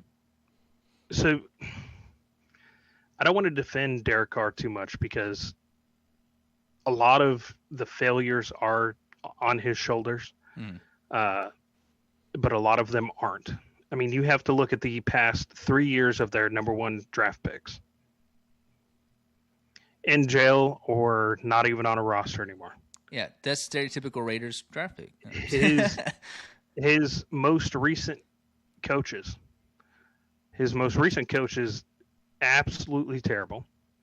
And the coach previous to that caused such a stir and chaos and havoc within the locker room, on the field, and within the NFL that took away from the game. Yeah. It's every single season it's been something. Every single season it's been a head coaching issue. It's been all right, this is our number one draft pick. He's going to be good. He gets locked up. All right, this is our next year's number one draft pick. And he just showed a ton of guns on Instagram and threatening to kill people, and he's gone. Yeah. This past season was the first time where it was Derek Carr's got a team. But then Darren Waller gets hurt. At minimum, he was out for 4 weeks. Yeah. I think he was out for longer total, but he was out for 4 weeks. Then you have Adams with his incident with the cameraman that took away from the game. A lot of distractions in Las Vegas. Getting charged with that and possibly facing legal actions and all this other stuff. There's always something going on with the Raiders franchise that has taken away from the game of football. And I think that has a lot to do with how Derek Carr played and how the Raiders did not find success. So I think a change of scenery, getting a different head coach that's not complete trash and completely overpaid, having a young wide receiver like Olave, could possibly give Derek Carr a chance to rejuvenate, showcase what he actually can do. Having an environment where it's cool, it's calm. For the most part, everything's kind of, there's no dust up in the air. Everything's kind of settled outside of Alvin Kamara. The expectations, that's what really is going to help them because there's not high expectations for the Saints. It's not like the Raiders where they have a squad and like, hey, why are you not performing? With the Saints, no one thinks the Saints are going to the Super Bowl just because they got Derek Carr. There's not a lot of pressure on them. So I do see your point there. I will say, though, if I'm a Saints fan, I don't like it. I don't like the signing. I'd rather just go full rebuild at this point. Trade Michael Thomas out. If Alvin Kamara beats his case, trade Alvin Kamara out because, apparently the man can't, stay out of trouble. He's aging also. Yeah. I mean, he's maybe 1 or 2 more years where he'll be considered a top 5, top 10 running back, and then he's going to start fading. So I don't know. Maybe they have I don't know. They got something that they're brewing over Yeah. there that attracted Derek Carr to the team. I don't know That why he they didn't go to the Jets. He had the option to go to the Jets, and he yeah, was just like, "I'm going to New Orleans." If I'm the Saints, like you said, I would rather go younger because you have Olave, who's a young quarterback or receiver, and you're going to allow a young quarterback to kind of grow with that receiver and kind of mature together. And I like Derek Carr, man, I do, but he's all right. He's all right, you know. He's nothing. He's nothing special. He's not going to wow you. Is he a smart player? Yeah. He threw a lot of interceptions this year. Could be because, you know, everyone was getting hurt. Renfro did yeah. have a down year himself as a receiver. So the Saints, did they get better? I think that's to you say yes. I say about the same. I don't think they got worse. I'll say that. I don't think they got worse. No. But that thing with the Saints is to be determined. Agreed. What's another quarterback out there? Aaron Rodgers. We talked about a little bit. I don't know if you want to keep going on that or just kind of skip through that because there's nothing really on it outside him maybe going. Yeah, to the Jets. I'm gonna skip to that one. That one, I just there's nothing really on it I don't know, until something kind of molds. Yeah, and I think the Jets would be stupid to go all in on Aaron Rodgers, an aging quarterback who's contemplating retirement every single season, where he has to go to a darkroom chamber to decide his fate. Yeah. And you know, in his attitude the past couple of years as a GM, that would turn me away from him. The fact that he wouldn't take a pay cut to keep a good team together is also another issue for me. I wouldn't want to have Arkin be like, hey, I got 5 years of top tier football left in me. And then he just didn't show up. And then he doesn't show up, or he does show up, but then he's not willing to take a pay cut to keep players like Sauce Gardner around, or Wilson around, or Knight, or anybody like that. You know, I don't see the positive, you know, because if he doesn't show up, you just paid top money for a quarterback that probably going to dip out on you because he gets irritated with the team. He can't win. He's not playing the football he wants to play. He goes to his retreatment camp and then decides to retire, and then you're screwed. I will say this one thing about Aaron Rodgers and the Jets. So everyone know he was like, you know, I won't say anti-vax, but he didn't want to get the shot. And the owner of the Jets owns Pfizer. So it's kind of funny how the Jets dude was like the owner of the COVID-19 vaccine, and I don't care about your political. If you are for the shot or against the shot, I don't care. Keep it to yourself. No one cares. But it's just kind of, I just think it's kind of ironic that he was like, I'm not getting the vaccine, and then the owner of the company who made the vaccine is like, hey, come on my team. It's just, to me, it's just kind of funny. But other than that, Taylor, do you want to remind these people to make sure they follow us before we get into this mock draft? Yeah, guys, make sure you follow us on the YouTubes, as the older folks say, or the tubes. Make sure you put that bell notification on so when we go live, whether it's on a Tuesday, a Wednesday, a Thursday, Friday, Saturday, Sunday, Monday, whatever day it is, you get notified. Follow us on TikTok. Follow us on Twitter. We are on there. We will respond. We like it when you guys comment. We like it when you guys interact. We want to know what you got to say. We want to know what you want us to talk about.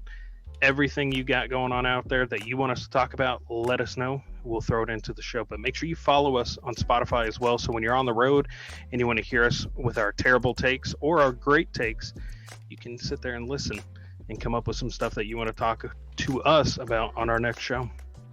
All right. Taylor, last time we got kind of discombobulated. So I don't know if you want to pull it up on your phone real quick, PFF, and we can kind of I'll tell you, obviously, pick by pick, and we'll just make the picks together. I think this is how we should do it. All right. Instead of going pick for pick, we just go straight down. You do your first, I'll do my first, second, third, just like that. What do you mean, like? Our own personal, drafts, drafts. Instead of, So, you'll do yours, and then I'll tell you who I think is going to be taken Okay, at I got number you. one. All right, so then make sure you screenshot whoever you got on your, your final first round pick. That makes it easier. So, guys, you're going to see on, I guess, the screen my mock draft, and you'll kind of hear Taylor's mock draft as he speaks when we get to the point. All right. Make sure everyone can see this on the stream. Can't remember if I need I think I need to move it over here. There we go. And then we'll hide this. Give us 1 second. Where's it at? I'm just going to hide everything because I can't tell what I'm looking at here. All right, there we go. Oh, go back. Make that bigger. All right. Taylor, before we start this, are you going to do any trades or anything? Like, do I need to wait for you to, or are we just doing no trade first round like we did last time? We'll do no trade. All right, so I'm not going to edit draft order. 1 round. We don't need 2 rounds. Do select all. All right, I'm pressing enter draft now. You want to go first? Chicago Bears are on the clock. All right, yeah. So if Chicago keeps number 1, I got them taking Will Anderson. That's been the talk. That's been the buzz. That's what they need. They need some type of defensive player in the draft to beef that up. Mm-hmm. So I'm going Will Anderson, first round. All right. First round draft pick. I'm going to agree with Will Anderson. Before, I would probably say Jalen Carter. I still think they are going to trade back in real life. I think they're going to. It's a smart Yes, move. Absolutely. But we're doing no trades here, guys, if you're coming here. So I'm going to go Will Anderson just because Jalen Carter's arrest going on. So I'm going to go Will Anderson as well. Then we got the Texans at 2. I think we might both agree with here. But you might have something different now. Who do you got? So if the draft order stays the exact same, I've got the Houston Texans taking Anthony Richardson. Okay. I like that for them. I'm going to go Bryce Young. I just think that a lot of teams have consensus Bryce Young's their top quarterback. So we differ there on quarterbacks there, but I still think they're taking quarterback. They got to. Pick number 3. This is where I would originally have Will Anderson if Jalen Carter didn't get arrested. On the clock, I'm going to go with Tyree Wilson out of Texas Tech. Personally, I think he is a great edge defender, and he's got a lot of upside. So that was going to be my pick as well. But I'm going to actually go with Jalen Carter. I think that his playing ability is there's just too much upside for him. And I don't think it's gonna affect him that much. Gotcha. All right, pick 4. This is where it comes down to me, CJ Stroud or Anthony Richardson. To me, man, it just depends on who. To me, it's come out that the Colts are down to Stroud and Richardson. So if you guys are wondering who they're going to take, it's either one of these 2 quarterbacks.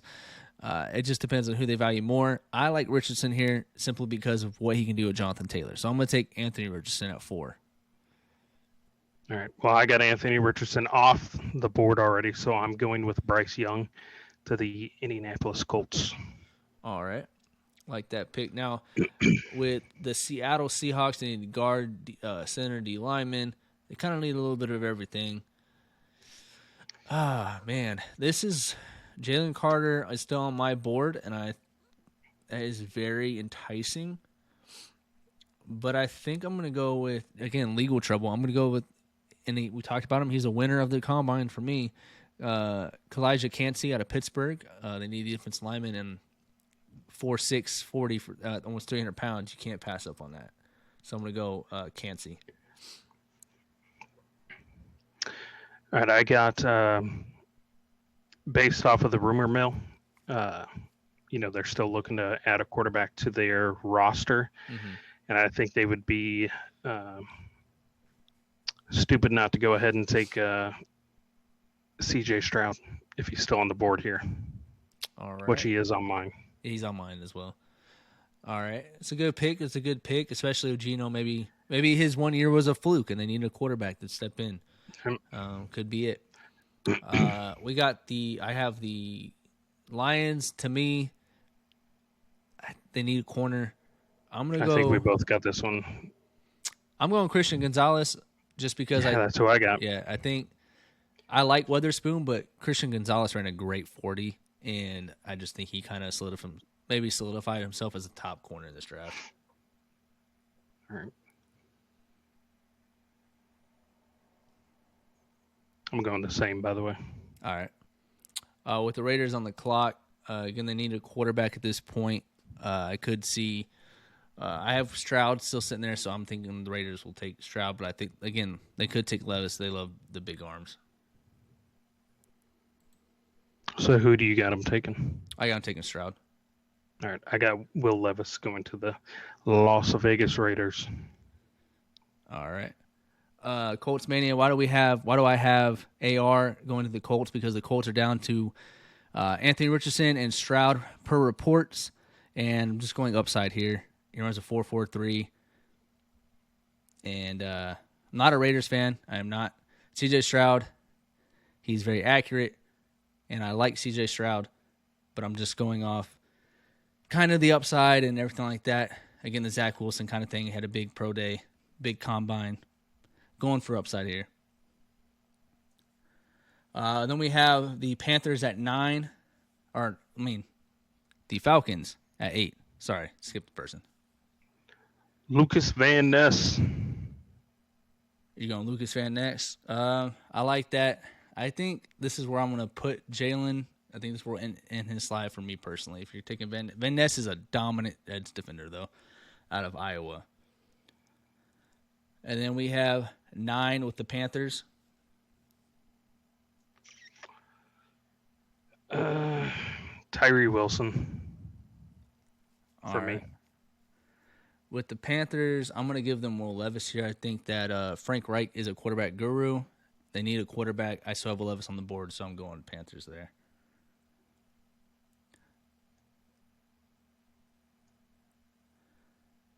We have Philly on the clock. I'm going Devin Witherspoon, personal thing. This is kind of reports. This is kind of who the Eagles are leaning towards. If you follow the NFL, this is kind of their either defensive end or Devin Witherspoon. And with him still being on my board, I'm going Devin Witherspoon, especially with the loss of James Bradbury. Darius Slay's not getting any younger.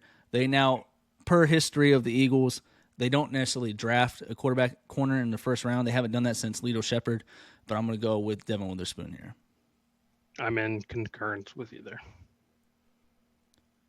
Especially they got to replace Bradbury. Yeah. And then we have the Titans on the clock. The Titans kind of a wild card here. This is interesting. Yeah. They could go offensive line. They do need a tackle, but I don't know. For some reason, I like Jackson Smith-Njigba. He's my number one receiver in this draft. I just think Quentin Johnson is a Titans receiver, and so that's who can be my pick. I don't know. He's a big receiver that they kind of like, and they have Trayon Burks as well, so I think that would be a nice compliment. So I'm going to go with Peter Skronsky, offensive line, Northwestern. I like that. With Skronsky, too, what I like about Skronsky is he does have short arms, so if he doesn't work at tackle, you can throw him right in the guard, and he'll be a top-tier guard. So you're not missing out. With the Texans on the clock, they got their quarterback. They need some defensive linemen, but they do, Mechie coming back from quote-unquote injury. I'm glad he's healed from his leukemia. I think they could take a receiver here. And Jackson Smith, at the combine, his routes were so crisp. And like I said, he moved up on my board a little bit. He was like number 3 on my board before. But at that combine, he just showed explosiveness, great route running, and great hands. And so I think that, again, I like when you draft a receiver and a quarterback together because they can mold and come together. They have Dameon Pierce. They have Mechie. And I think I'm going to go Jackson Smith-Njigba here. I do get that with the drafting a quarterback and a receiver so they can mold. But I think with drafting a quarterback and then you have a player whose first season is going to be this upcoming season since he was out with Mechie, I think they need to beef up that defense a little bit. So I'm going Brian Brees. I like that. They do, listen, they got a defensive-minded head coach. I do like that pick. And I was thinking about defense there. I was for sure. With the Jets, quarterback, tackle, linebacker, they still got Peter Skurinsky. To me, Peter Skurinsky's not my number one tackle. I actually have Anton Harrison as my number one, although Paris Johnson is kind of 1A, 1B for me. I like Paris Johnson and Anton Harrison out of Oklahoma. I think Anton's going to rise up on boards as we move on, doing the pro day and stuff like that. So I am going to go with Anton Harrison here. All right, I'm going to go with Paris Johnson. All right, I like that. The Jets need, they need a tackle, so you're not missing out. Like I said, I love Paris Johnson as well. Those Ohio State, offense linemen usually work out. So, I mean, he was going 13 or 14 for me either way. So yeah, with the Patriots on the clock, they need an edge defender, tackle, quarterback is kind of what PFs is saying, but I don't think they need a quarterback. They're all in on Mac Jones, and they also have Zappy. So I don't think they're going quarterback. Obviously, that'd be dumb of the Patriots to do. At that point, they're saying they give up on Mac Jones. They could go tackle here. I think they are in play to get a good they tackle. They definitely need to go tackle. But this is where I think maybe Lucas Van Ness kind of fits in with helping that pass rush there. He's a monster, and he's one of my favorite defense players in this draft. All right, I'm going to go Broderick Jones. All right, definitely bulk up and help Mac Jones on that offensive line. Yeah, I mean, Trent Brown is entering his last year. I mean, they're going to need that help. For sure. Green Bay on the clock. They could go tight wide receiver here. I like Zay Flowers a lot for them. Zay Flowers is one of my favorite receivers in this draft, if you guys know me. They could go tight end. It's really, to me, again, how are you going to help Jordan Love? Because right now I think Jordan Love's going to be the quarterback for the Green Bay Packers next year with just how everything's looking. Man, I don't know. Jordan Addison kind of came in a little small at the combine. Zay Flowers bulked up, ran still very well. But it could go tight end, get Dalton Kincaid, who I think they probably like more than Myers, although I like Myers a lot. But to me, Myers, He's going to Tampa Bay for me just because he's kind of that prototypical Tampa Bay tight end, who's also another tight end needy team. I've got Michael Mayers going to Green Bay. Yeah, okay, so that's who my pick is. I'll split there then. You get Myers, I'll get Kincaid, and we'll see whose tight end gets picked. Yeah, right. With Washington on the clock, they need a guard, and every time I do this mock draft, Osiris Torrance out of Florida, he's my number one guard.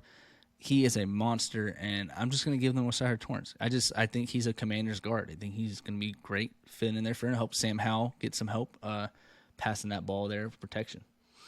I'll agree there. And then we have the Steelers coming up, and they need a tackle, linebacker, and corner. And I really want to go Joey Porter Jr. because obviously his dad played for the Steelers, and Joey Porter Sr. played linebacker there. They need tackle. Paris Johnson's still sitting there, and I think even though Joey Porter is sitting there, and that's the son of former Steelers great, Paris Johnson Jr. just intrigues me too much. I have to take him to protect Kenny Pickett. He just needs that help. Who'd you take? Paris Johnson Jr. All right, I'm taking Darnell Wright. All right, good pick. Now, with the Lions, guys, if yours are coming in, this is a no-trade mock draft. So, obviously, there are going to be some trades that we think might happen, but right now we're just trying to maneuver the draft as if there is absolutely no trades.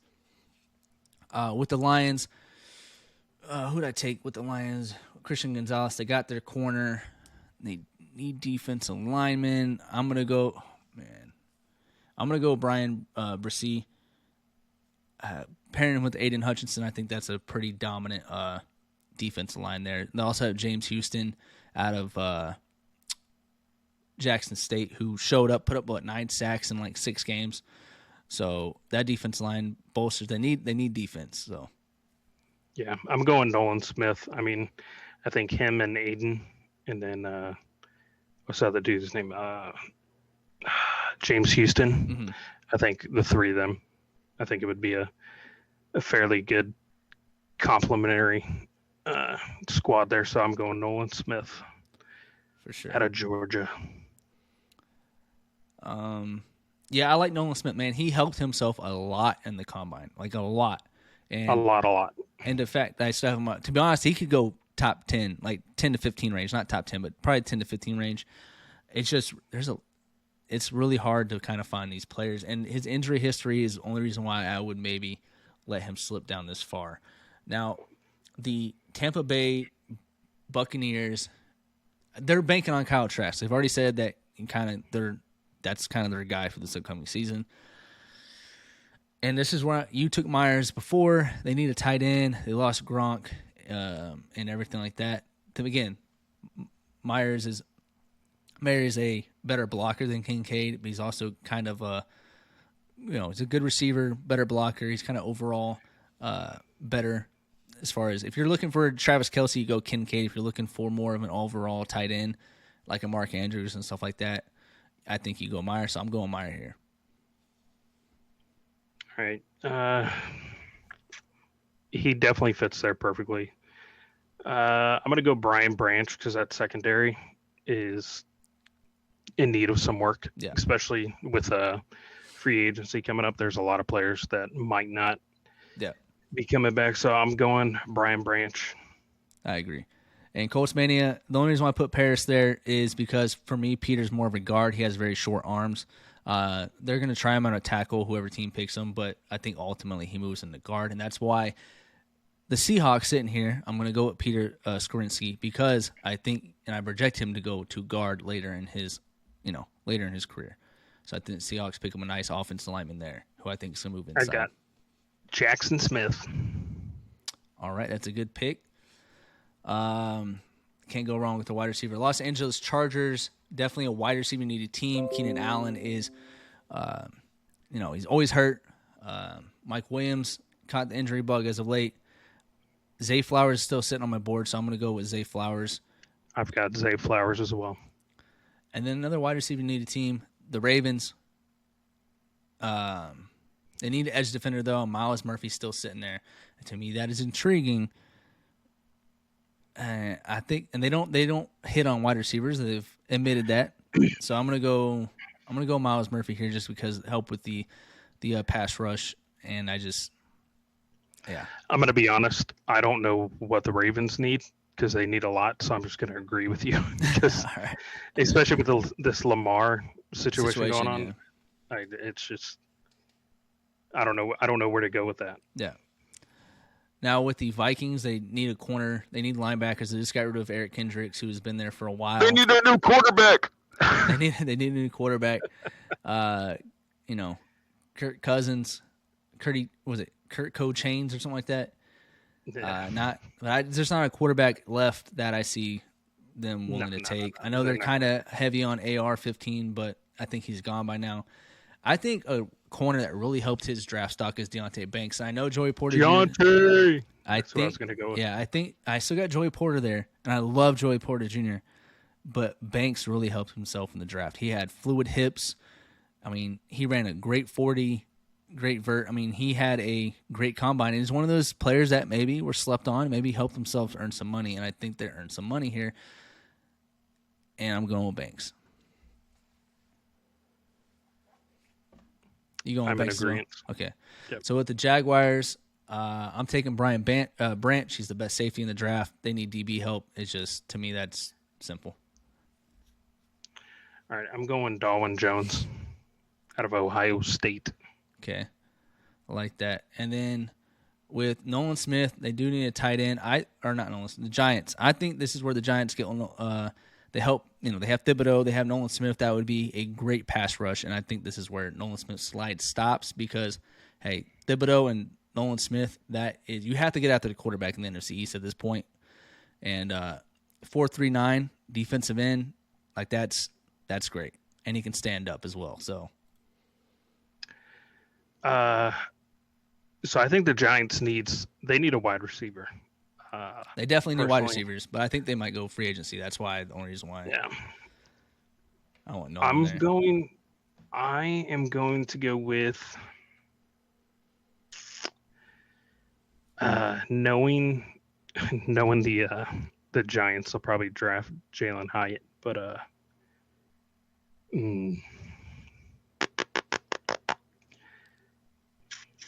I'll go Jordan Addison. Okay, I like that pick. I was thinking about Jordan Addison for them. Again, he measured a little shorter, but he's still a great route runner. He's got good hands. They have Wendell Robinson. That's pretty much it. So I do like that Addison pick for the Giants as well. I would not complain if I was a Giants fan there. Yeah. With the Cowboys needing a wide receiver, speaking of Addison, I'm giving them Addison. They need wide receiver help. They have Pollard. They just franchise tagged him. I think Addison just kind of helps with that slot area. I do believe they need some wide receiver help. CD is definitely their number one guy, but he definitely needs some. Yeah, he needs some help. So let's see, who do we got here? I'll go Quentin Johnson. All right, you still have him on your board, so I like that. That's a good fit. Good outside receiver. So we kind of picked half, split there. I took the slot guy, and you took the outside guy. Either way, I think the Cowboys are in a better position. With the Bills on the board, oh, man. They just lost Jordan Poyer. They're losing Edmonds. They got that Kyer Elam, and they don't need a corner. They definitely don't need a corner. Who we got left here at tight end? Or I don't see if anyone guard. I'm gonna surprise you with my pick. The Bills could lose out on Diggs. Diggs is tweeted like cryptic tweet of saying goodbye. I don't know. I think they go value here, I guess. And is my guy still there? Okay. I love Steve Avila from TCU. He's a great guard. He's my guard number 2 in this draft. And I think he can play center. So I think with them needing center or guard help, I think he could sneak into the first round, bottom of the first. I think if you really want him. Buffalo Bills take Bijan Robinson. Singletary's not it. Ooh, they do have you add Cook, yes, but look, you get Robinson in there. That's I like that. I like that. That's a dangerous team at that point. Yeah. I like that. With now, speaking of Robinson, Joe Mixon has some legal trouble going on, and he's a potential free agent. I'm gonna go Bijan Robinson to the Bengals. That man ain't gonna be a free agent. That man's gonna be locked up. Yeah. So I like Bijan Robinson to the Bengals. You're replacing Mixon with a younger, polished back. So I like Robinson to the Bengals. I think Cincinnati can't go wrong there. Yeah, I think with everything going on with Mixon, it definitely changes up their need. Mm-hmm. I think the past few years, or not past few years, the past year or two, Mixon really hasn't showed up as much as he should have. He's had some games where it's like, whoa, man, that dude can run. But then you have some games where he'll get like 20 touches and he doesn't even break 100 or 50 or anything like that. So I'm going to – they're going to need to take a running back. So Jahmyr Gibbs? It's either Gibbs. Yeah, I'm going Gibbs. Gibbs is electric, so they can't go wrong Gibbs with is that. good, for sure, yeah. And he had a good combine. Yeah. Definitely ran fast. Now we have the Saints on the board. They could go Tanner McKee here. I don't think Tanner McKee's worth a first-round pick, and I think they just got Derek Carr. I mean, I know they got Derek Carr, so they're not really looking for quarterback here, and they're not going to waste a first-round pick on a quarterback now. Joey Porter's still sitting on the board. I think they take Joey Porter Jr. out of Penn State. I think his slide stops. He's a good fit. They need a corner. I think he all around, it's a pretty good pick for the Saints for me. I think with that aging defense, I got Mozzie Smith. I like Mozzie Smith. He's a good defense interior lineman. With the Eagles on the board, they got their corner with Miles Sanders leaving, Boston Scott potentially leaving. If they don't, I think they sign either one. There's potential talks about Miles Sanders coming back on a cheaper deal. However, listen, you just took Gibbs, and I think I'm taking Gibbs here. I just think it's like that offense with Jahmyr Gibbs and Jalen Hurts and Kenneth Gainwell, A.J. Brown, Devontae Smith, it's just electric with Gibbs. I think that he's also a slot receiver at the same time. He has great hands, so I'm taking Gibbs. All right. I think with it's not confirmed whether Kelsey's retiring or not. So I think if with that like being in doubt and question, I think you need to go with some type of protection. Mm-hmm. So I'm going to go with Osiris Torrance. All right. I thought you already took him with the with Washington. Who'd you take Did with I? Washington? Yeah. You said you agreed. Let me go up. I may have. I think you did. All right, let me see who else is on the board here for. As you get and when you make these mock drafts and you're not like you can't see half the board, you're like, who did I draft already? Like I don't remember who I drafted, to be honest. Yeah. I'm not on the same side as you, so I'm. What side are you on? see. You're not on PFF, are you? You should be able to type in No. no matter where you're at. Search players. All right, let's see here. They need some help.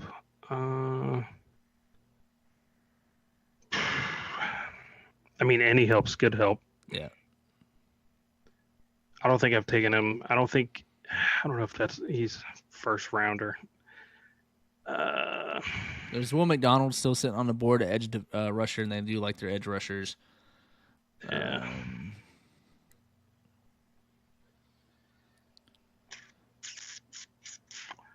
Sorry, I'm just looking at this list here. No, you're good. You're good.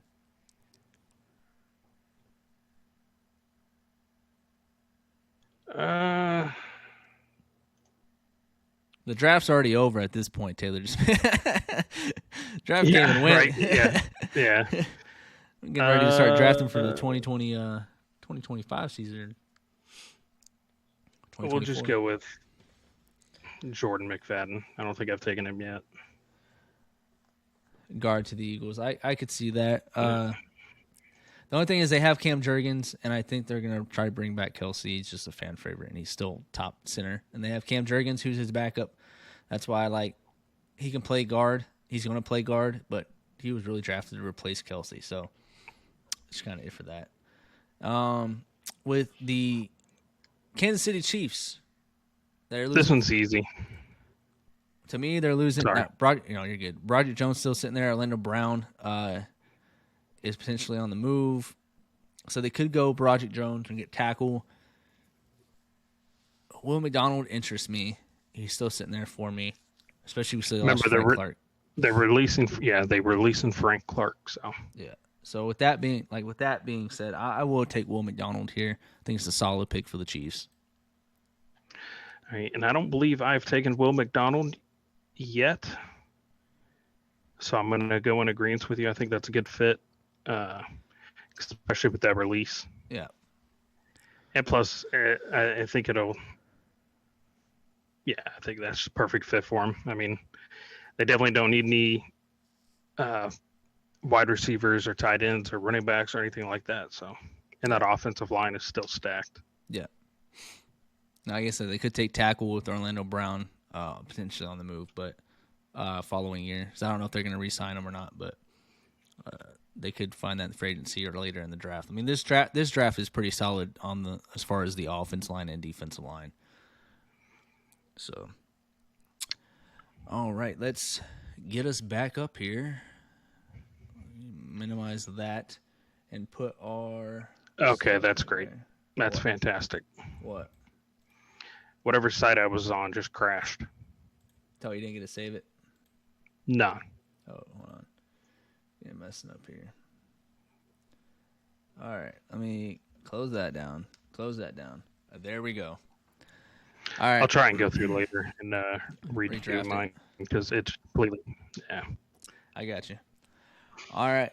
With that being said, guys, thank you guys for coming out. That was our mock draft. If you guys want to know our full breakdown, again, you guys can rewatch the show. We will be breaking it up. We do our draft. We did our combine winners and losers today. Talked about we liked Anthony Richardson. Obviously, we're still a little weary about him. He does have to get his footwork down. And that's pretty much what Anthony Richardson has to fix is his footwork. He's got to get his top and his bottom evened up. And if he can do that, he can be great. CJ Stroud, best passer at the combine. Will Levis. Stetson Bennett, winner of the combine as well, as far as quarterbacks go. But guys, make sure you hit that follow button, that subscribe button. We are on Spotify, so if you want to listen to us on the go, make sure you follow us there as well. But again, hit that subscription button for YouTube and the notification button. And thank you guys for coming out. And Taylor, anything you would like to say before we peace out? Yeah, Tom Brady's the GOAT. My dad's going to kill you. All right.